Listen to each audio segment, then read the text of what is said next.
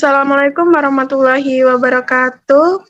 Perkenalkan, nama saya Anik Pratiwi. Saya di sini sebagai moderator bersama rekan-rekan saya yang bernama Ainur Rohimah dan Sri Partini.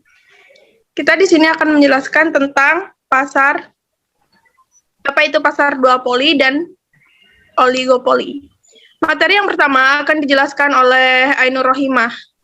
Pada Ainur Rohimah dipersilahkan.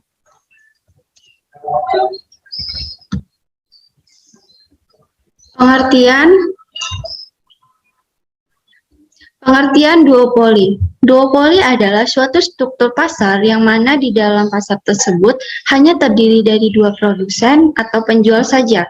Hal tersebut menjadi bentuk dasar dari persaingan oligopoli, yang mana kedua pemainnya melayani banyak pembeli dan juga menjual produk, barang, dan jasa yang saling bersaingan. Di dalam pasar ini, pemain memiliki tingkat ketergantungan strategis di antara yang tinggi, khususnya dalam hal pengambilan keputusan bisnis seperti menetapkan harga dan juga produksi. Output persaingan sangat tergantung dari sisi persaingan bisnis. Contohnya saja di bawah model Carnot, dapat dasar persaingan yang digunakan adalah kuantitas output sehingga mampu menghasilkan harga dan juga output yang tinggi di antara pasar monopoli dan pasar persaingan sempurna. Untuk bisa meningkatkan kekurangan pasar dan keuntungannya, maka kedua pemain akan sangat mungkin terlibat dalam suatu kerjasama yang kolutif.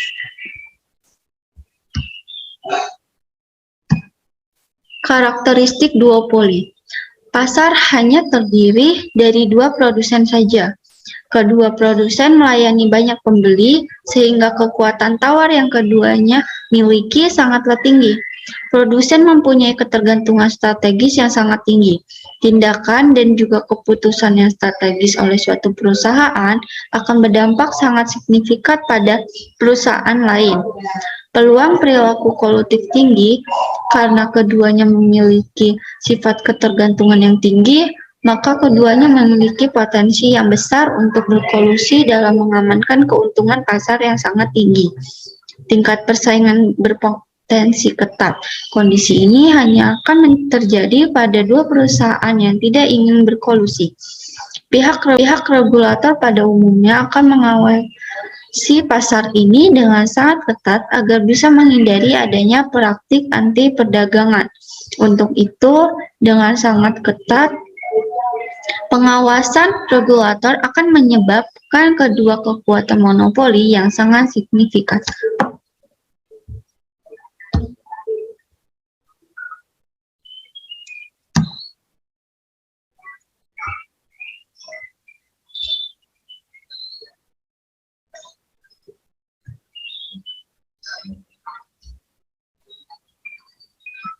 Baik, materi yang selanjutnya akan dijelaskan oleh Sri Partini.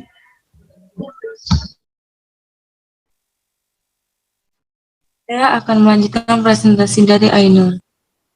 Selain karena keduanya menguasai pasokan pasar, maka kedua perusahaan juga memiliki potensi untuk bisa mengadopsi strategi diferensiasi.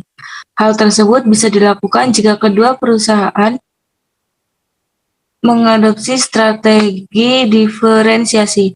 Setiap produk mempunyai pelanggan setia dan mampu menghadirkan kekuatan monopoli yang sangat signifikan. Hambatan masuk tinggi. Kondisi ini bisa berasal dari hambatan struktural, yang mana akan melekat dan pada karakteristik yang alami pada pasar, seperti adanya skala ekonomi dan juga penguasaan input serta jaringan distribusi. Bisa juga disebabkan secara sengaja oleh kedua perusahaan dengan membangun hambatan masuk, seperti dengan menurunkan harga dan loyalitas merek. Skala ekonomi yang signifikan. Setiap perusahaan akan menikmati penjualan yang tinggi karena pasar hanya terbagi menjadi dua perusahaan tersebut tidak bisa berkolusi.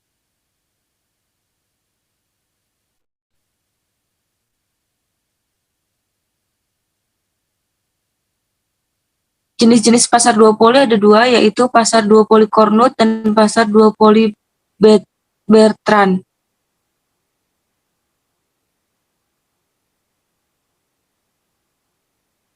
Ciri-ciri duopoli.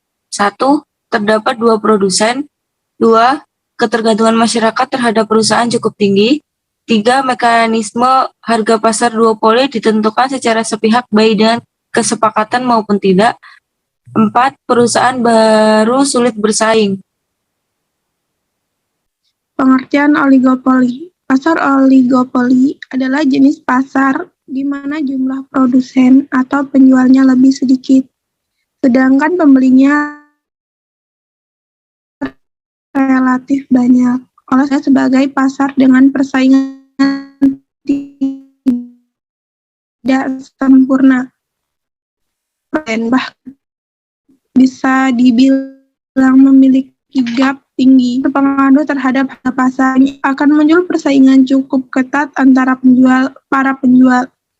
Tak jarang mereka saling banting harga.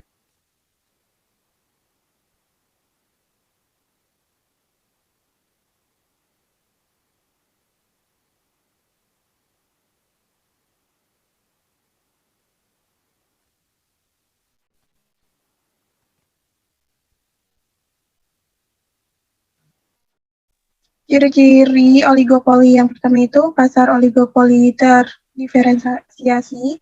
Yang kedua itu pasar oligopoli non-kolusi. Yang ketiga, pasar oligopoli homogen. Dan yang keempat itu pasar oligopoli kolusi.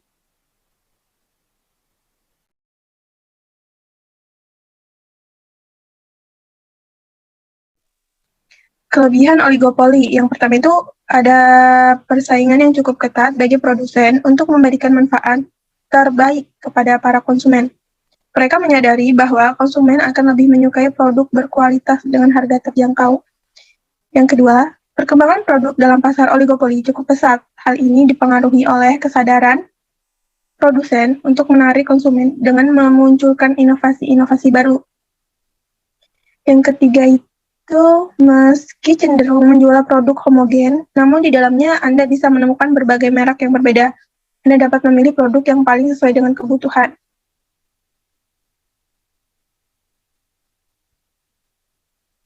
Adapun kelemahan oligopoli, produsen membutuhkan biaya serta strategi promosi yang cukup besar. Upaya ini dilakukan untuk menarik perhatian konsumen dan mendapatkan pelanggan. Sering terjadi perang banting harga antar produsen untuk memikat lebih banyak konsumen. Adanya persaingan ketat di dalam pasar membuat produsen baru sangat sulit untuk masuk, mengikuti, bahkan bertahan di sana. Baik, presentasi dari kami, kurang lebihnya kami mohon maaf kepada Allah. Saya mohon ampun. Saya akhiri. Wassalamualaikum warahmatullahi wabarakatuh. Waalaikumsalam warahmatullahi wabarakatuh.